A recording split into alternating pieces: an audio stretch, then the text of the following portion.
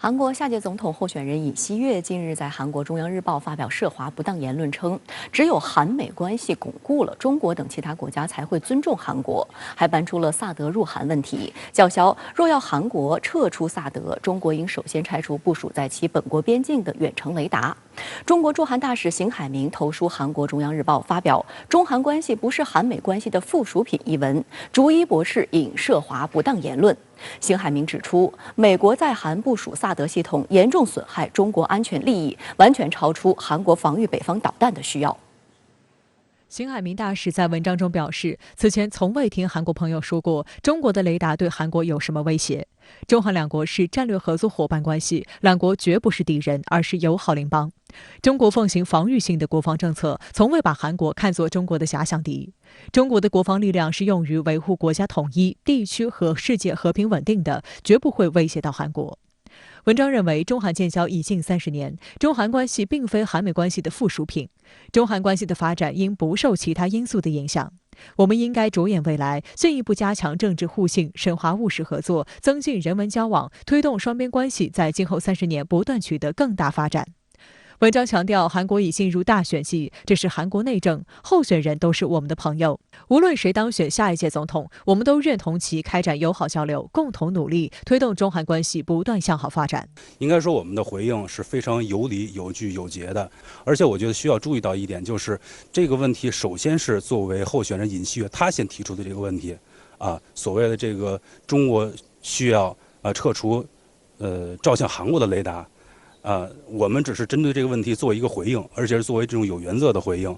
应该说我们的回应还是非常合理的。据悉，发表不当言论的尹锡悦，在2019年7月至今年3月担任韩检察总长期间，曾坐镇指挥调查前总统朴槿惠干政门一案和前总统李明博的贪腐案，积累了大量名望。今年6月的民调显示，尹锡悦的支持率领先其他有意参选总统的对手。但本月初，尹锡悦的岳母崔某因涉嫌骗保被捕，一审判处有期徒刑3年后，尹锡悦支持率开始下降，并逐渐被对手执政党的李在明赶超，且呈现扩大趋势。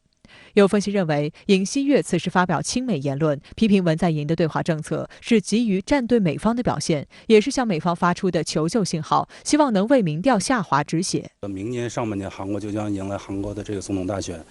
尹锡悦本身他是属于韩国保守势力的候选人，他要迎合的或者他的这个支持势力，主要是这些亲美反华的这些群体。那么他要代表这些人这个利益和他们的立场去发言，所以他做这番言论进行这样表述，主要面向的是明年的大选，为了获得选票。3天后，中国驻韩大使邢海明会见李俊熙，介绍香港问题并阐明中方立场。邢海明表示，香港国安法实施1年多来，香港社会重回正轨，广大香港市民和外国在港公民的各项合法权利得到更好保障。李俊熙则一改之前的态度，高度评价中国取得的巨大发展成就，并表示国民力量党愿同中方加强沟通与合作，推动双边关系不断取得新进展。分析指出，由于韩国内有大量美军驻扎，在冷战时期甚至还有美军的战术核武库，某种意义上，韩国与日本一样，在国家主权上都处于一个不完整状态。这种主权上的缺失，导致韩国历届政府在制定政策时，都在不同程度上受到美所谓不可抗力的干扰。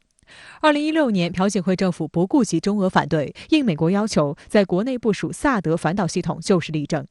该事件对中韩关系产生了极为恶劣的影响，直到文在寅就任韩国总统后，与中方达成3不1线共识，即不加入美国反导体系，不追加萨德系统，不发展韩美日军事同盟，中韩关系逐步恢复正轨。